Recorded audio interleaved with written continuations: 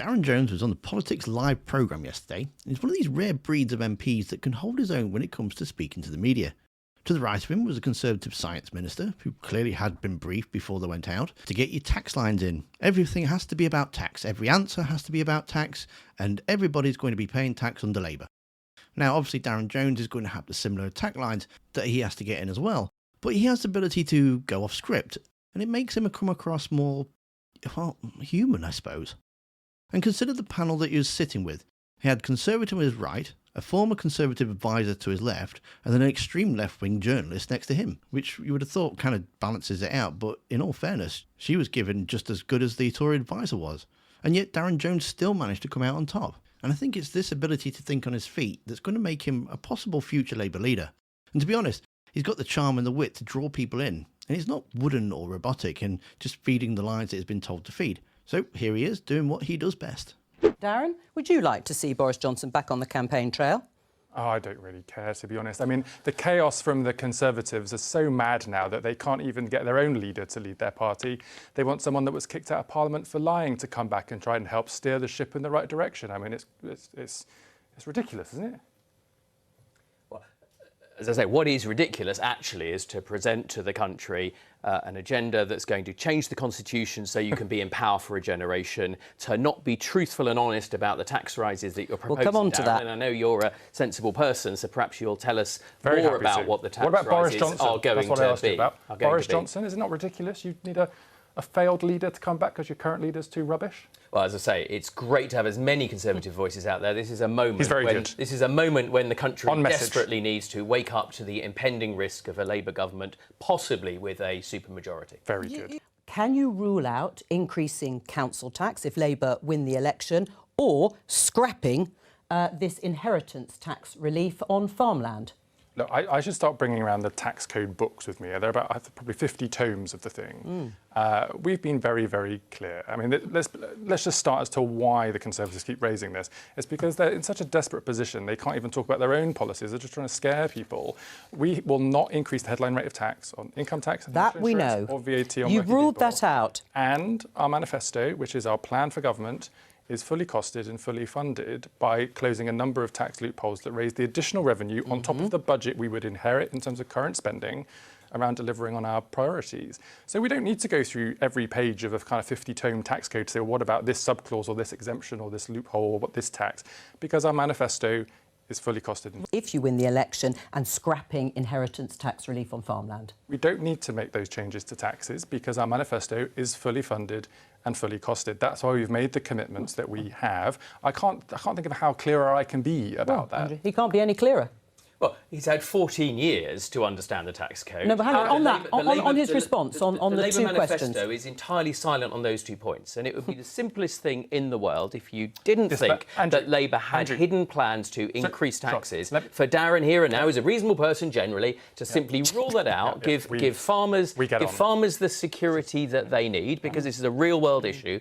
Right now, they're having to plan their crops, work out what the next year holds. So you don't believe him? One binary... Well, I would ask your viewers will be making that decision, not me. What I do know is that we expect at least £2,000 for every working family. That's the cost of the spending commitments they've made. Now, I'd just love to know, and I think it's really important in this election, trust in politics, honesty, to know what plans Labour have for tax. Darren.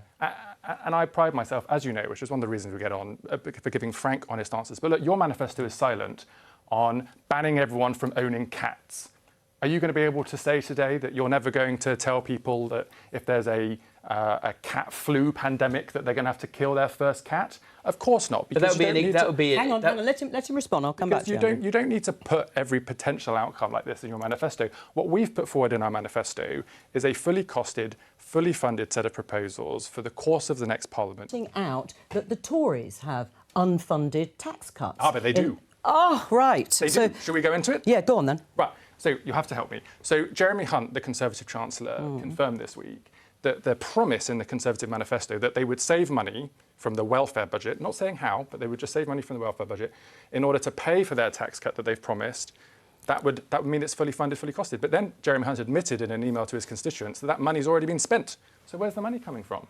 Well, you understand. I think you're a more sophisticated person than you portray, Darren, because you understand that this Conservative government has significantly tried to reform the welfare system. The welfare spend will continue in the OBR's forecast because there is a real choice at this election: reform the welfare system and reinvest that back into tax cuts on working peoples through our national insurance reduction, or no welfare reform and tax increases, some of which Darren's been honest about, tax increases with Labour.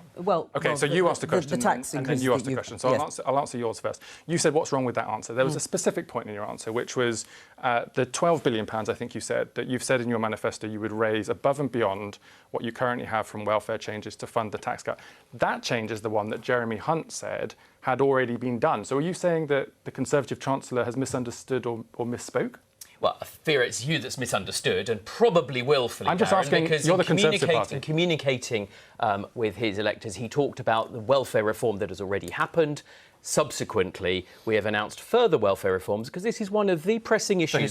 This is one of the. No, you didn't get it wrong. You're interpreting it wrong. Right. This is one of the pressing issues. And when we talk about tax, there's always got to be two sides of that. There's the taxes that we will cut, but there's also the credible plan how you reduce those. Not credible. And welfare reform, as people out there listening will understand, is a big part of that. If Darren wants to rule out raising capital gains tax, he can now. So it doesn't. This bizarre diversion about killing cats. He has the opportunity. He's sitting here in your studio. You can say, it was weird. You could say, we're not... Plain English.